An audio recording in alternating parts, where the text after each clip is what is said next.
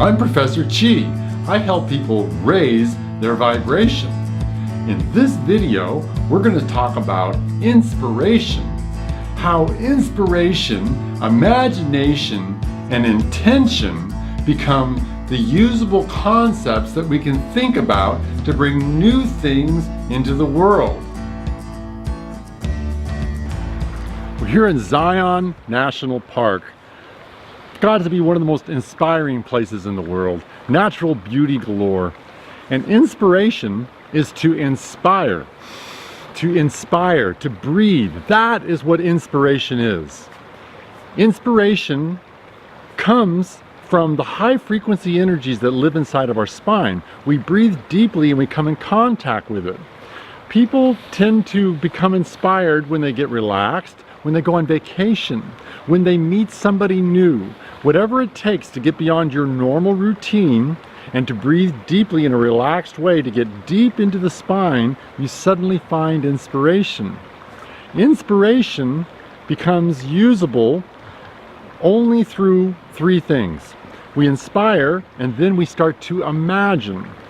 Imagination is the tool that we use to gather inspiration. We make an image out of that inspiration because inspiration is high frequency energy. It just comes all at once.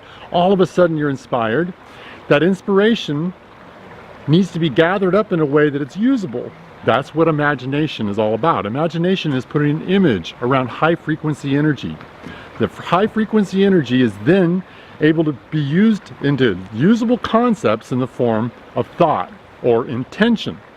So, imagination gathers from inspiration, then intention gathers that imagination and turns it into usable concepts that we can use in the working world, in the day-to-day world. You can't come to people with just imagination because that is not usable. It's too personal. I had this inspiration and now I'm suddenly imagining it and listen to me. And people are like, right. That's not usable. That's where intention comes in. And this is where intention fails a lot because people will use intention in a formulaic way. You know, a formula. All these business plans use intention. The religion uses intention. Where you'll take intention, you'll take it in a formula that has worked before. And then you get things done. This is not what I'm talking about. I'm talking about a way to use inspiration, which is brand new. It's new because it's high frequency energies. These high frequency energies have yet to become particles. This process of high frequency energy or inspiration becoming usable concepts, as I just said, is a triad. There's three steps to it. You breathe, you become inspired. You take that inspiration, that high frequency energy, and you surround it with an image, which is imagination. You imagine there's something there that's usable. From there, you take intention. Intention is a way to think about imagination, because thought is not intention.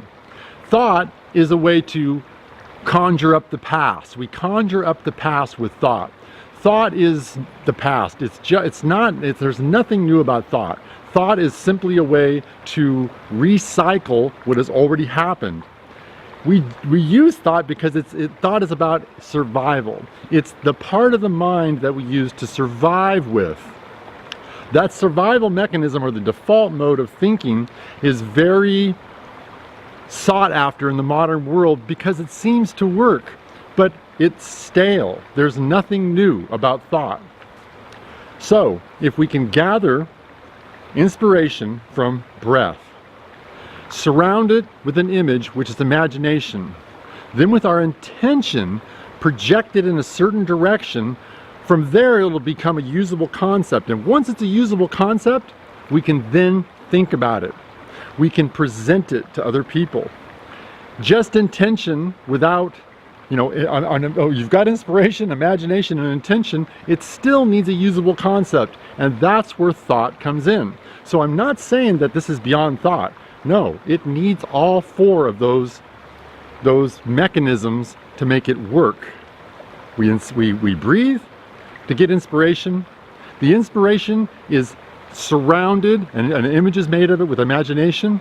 With our intention, the imagination is like an arrow, and the intention is like, or the imagination is like a bow. We put the intention in there and we shoot it.